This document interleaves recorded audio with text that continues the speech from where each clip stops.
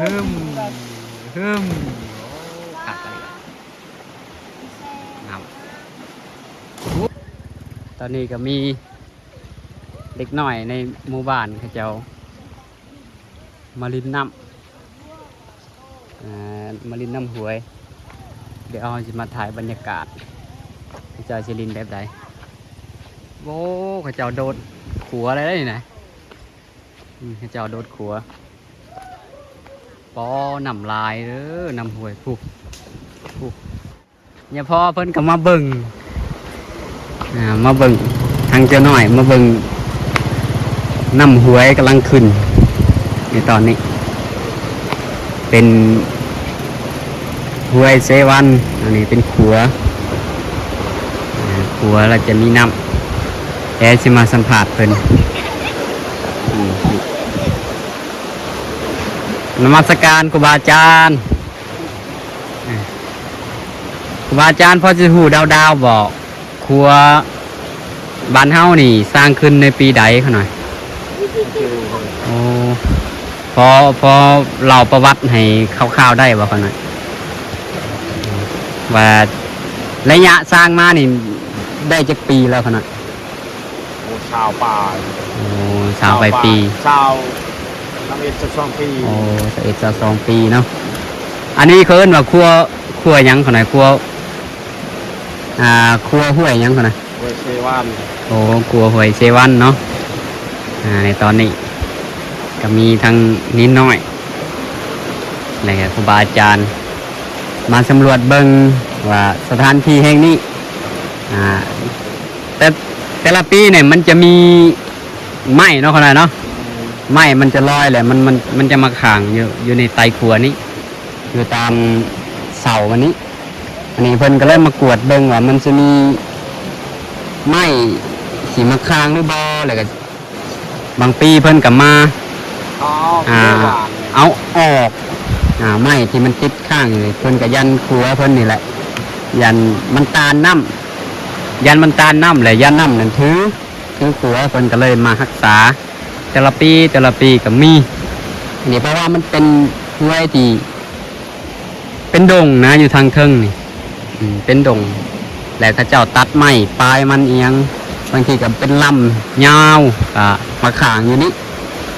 บางคนก็มาเก็บเอามาพัฒนา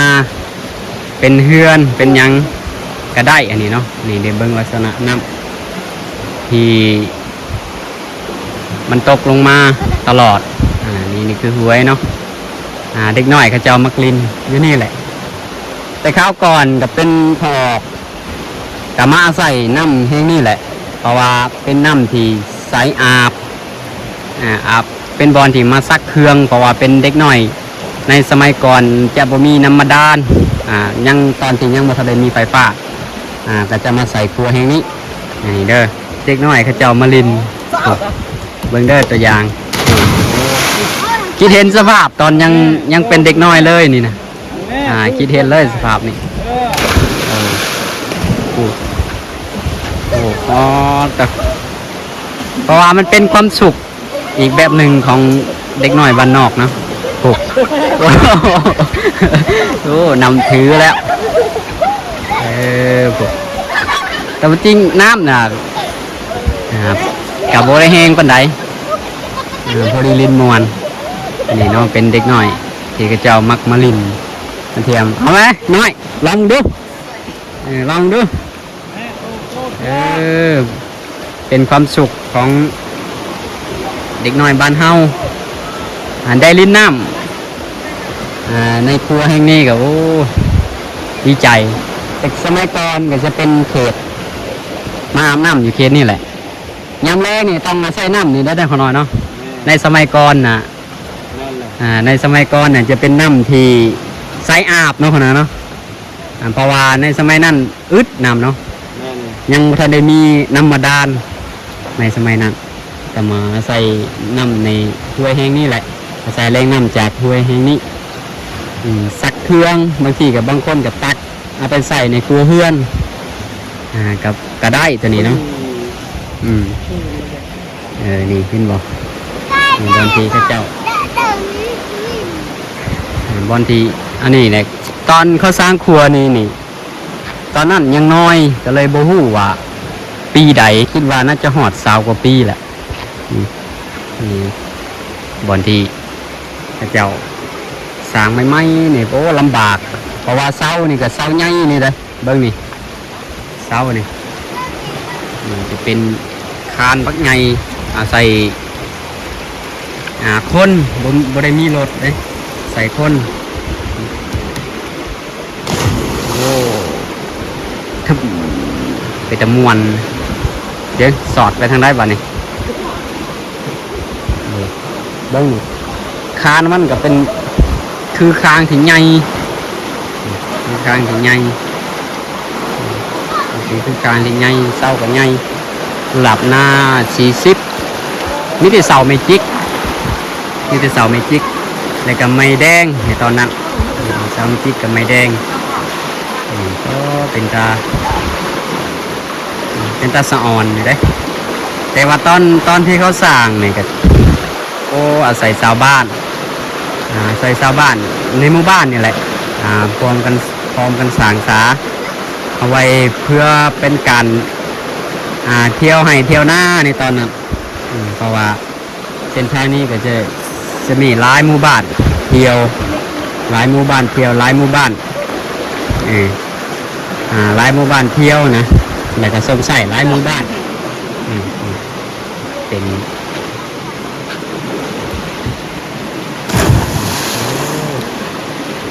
เลเวลเฮามาสัมภาษณ์โอ้จานเฮาเต้นี่เฮาก็จื้อจานเต้นี่นะโอ้หากระจื้อเว้ยจานนี่ใส่ตัวนี่ใส่เป็นได้ความรู้สึกลิ้นน้ำโอ้อายนะบุ๊เอาลองเบิ่งเอาพร้อมกันเด้อเอาลองเบิ่งลองเบิ้งจะหน่อยบกล้าได้จะหน่อยเจ้าลิ้นนับมาห้วยเซวันห้วยเซวันโอ้ขึ้นมาได้เซย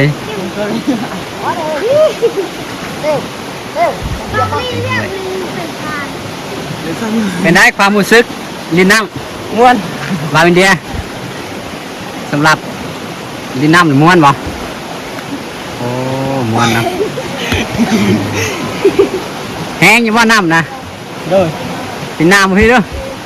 แห้งว่าน้ำนะแห้งเลยโอ้โคตรแห้งเลยโคตรแห้งเลยบ่ได้คิดย่านนะบ่ได้คิดย่านแห้งเขาสูน้ำบ่ได้บ่บ่ได้คิดย่านเลยบ่ได้ย่านยังเลยเนาะบ่ได้ย่านนั่นสลิกน้ำบ่บัวย่านยังบริยานความใจสู้กินไหมจะหน่อยกินไหมระวังเด้อมันมีไม้ได้อยู่หันนะระวังมันมีไม้เด้อระวังไม้เสียบห่ำเด้อย่ากันตีกันได้ฮึมขัดกันโอ้ท่าทางเราต้นมันก็ขักนี่นะนี่นะคืออากาศเลยจะหน่อยหัวควันเขาแหละโอ้ย่านเลยโอ้ย่านเลยโบย่านน้ำเลยถึงเจ้ากาลิ้นเซยเนาะยังหน่อยแต่เก้ามีจั่วองค์หนึ่งในเราโตนนี่นะซื้อเราว่าจอมทองน้อยๆนะจอมทองนะเราโตนโอ้ย่าคิดยันเรายันน้ำเพชรเราป้อตัวหัวนั่นน้อยใจเราใหญ่อะไรวะมาลินน้ำทีนี้คิดนึงเลยเราซ้ำเจ้านี่แหละนี่ซ้ำนี่แหละนี่ตอนนั้นนะเราลินน้ำเราโตนท่วมอย่าได้จุ่มเจ้าอย่าไปโตนนะจะหน่อยสลิกน้ำตายเต๊ะเลิศไปสลิกน้ำตายบ่ได้นะเอายิงไปไหมตกน้ำนะ โอ้นำแต่อันนี้มันลงเลยว่าน ตาหนึ่งเปียก ำแต่เศร้านี่ในน้ำขึ้นหลายได้อยู่นี่นะเศร้านี่น้ำขึ้นหลายบางปีนี่ท่วมเนาะบางปีพี่ก้านี่ท่วมบ่ท่วมไปหมดเลย เอาเนาะอัดก่อนหน้าหน้าโอ้ โอ้บ่าวอินเดีย ก่อนขึ้น บ่าวอินเดียใจใหญ่ เนี่ยอันจะฟังเดือดเลยไอ้ยี่ก่อนเดือดฟัง ระวังตกน้ำเลยบ่าวอินเดียไปเบิ้งชุดเจ้าโต้นนี่ค่อยกับป๊าดต้องพร้อมกันแม่มันจะคือเอาแม่ซ้อม3 คนเนี่ยแม่3 คนนี่นะ3 คนลองเบิ้ง1 2 3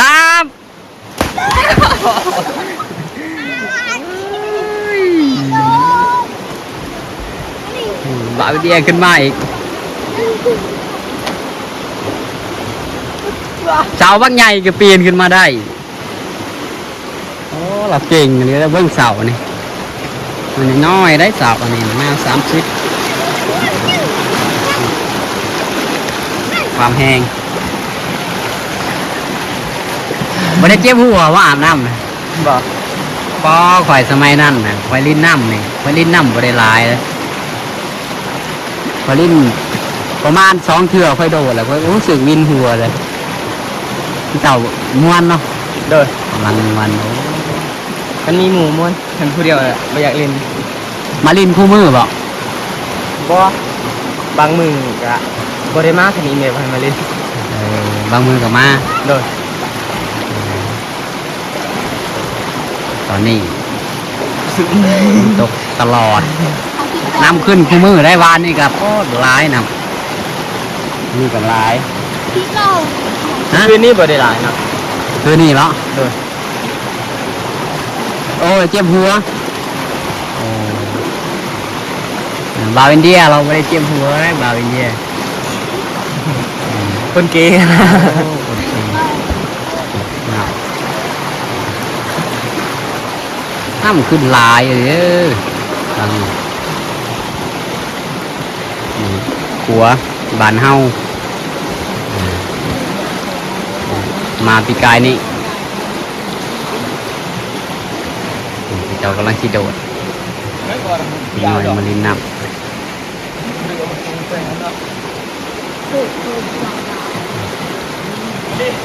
ธรรมดา ตอนที่เราเอาเต็มไปเลย ไปเลยกะละก้า มันจะโดนมือปีแล้วติด พุ่นไปโดดอยู่พุ่นไปโดดอยู่พุ่นพระเจ้ากำลังจะไปโดดอยู่เทิงอยู่ทางเทิงเนาะไปโดดทางเทิงพุ่นทางพุ่นอยากเล่นน้ำเท้าอยู่บ่ฮะอยากเล่นอยู่บ่โอ้บ่ได้เฮายังหน่อยเนาะเบิ่งน้ำวง ทำไมวะย่า บ่ยานกับบ่ได้วัดนำถือเด้บ่ได้ได้เฮาบ่ได้แล้วลิ้นน้ำกดเอาเด้อให้ใหญ่ก่อนให้ใหญ่เป็นตัวบักใหญ่เป็นลิ้นถ้าเฮายังน้อยน่ะมาลิ้นโอ้เสียงอย่าไปลอยลิ้นไหนอย่าไปลอยลิ้นน้ำไหนเดี๋ยวสิเบิ่งพวกนะเดี๋ยวถ่ายให้เบิ่งกระเจ้ากำลังสิโดดอ๋อขึ้นต้นนั่นซะด้วย ต้นน้ำเกียงเด้น่ะน้ำเกียงเลยสิเฮ็ดพวกเพิ่นเด้อน้ำเกียงสิเฮ็ดพวกเพิ่นแหล้วเอาขึ้นไปน้ำเกียงสิเฮ็ดพวกเพิ่นแหล้วกระเจ้ายังบ่ฮู้ว่าต้นน้ำเกียง เดี๋ยวจะสิโดดไปไหนระวังเด้อเอา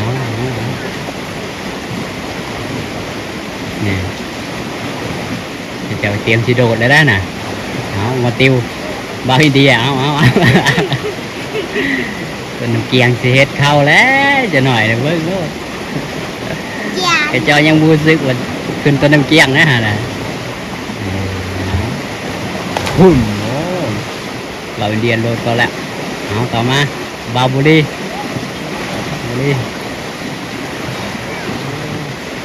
บาบูรีเอาลองลง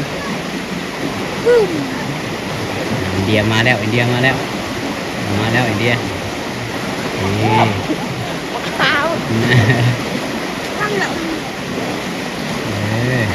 ได้ ก็ได้ขึ้นตัวน้ำเกี้ยงนะบาบูรี่ชิโดหรือบ่อเอากับบาโอเอาเลยเอาบาโอสิขึ้นน้ำเราตัวน้ำเกี้ยงบูฮูเรื่องนะจะขึ้นหรือเปล่าบ่แม่น บ่ขึ้นบ่กล้าขึ้นบ่กล้าขึ้นตัวน้ำเกี้ยง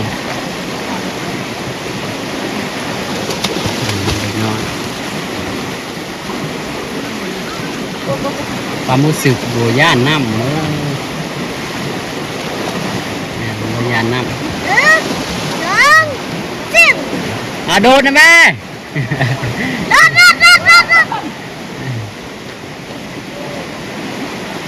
โดดนะแม่ต้นน้ำเกี้ยงได้นั่นน่ะอ๋ออยู่นี่ก็สายบ่อยู่นี่แหละย่อมเอาบ่ ตักมือเบิ่มตาเพื่อน กำลังโดดมาอะไรเนาะเด็กหน่อยโดดน้ำนี่ดินอยู่นี่ความ ตั้ง สุข ต่อ เอาต่อไปก็สิจบคลิปเพียงเท่านี้ก่อนเพราะว่าฝนตกเลยเนาะเอายันเปียกก็เลยจบคลิปไว้ก่อนจบคลิปไว้เพียงเท่านี้เนาะขอบใจและฝากติดตามต่อไปเนาะ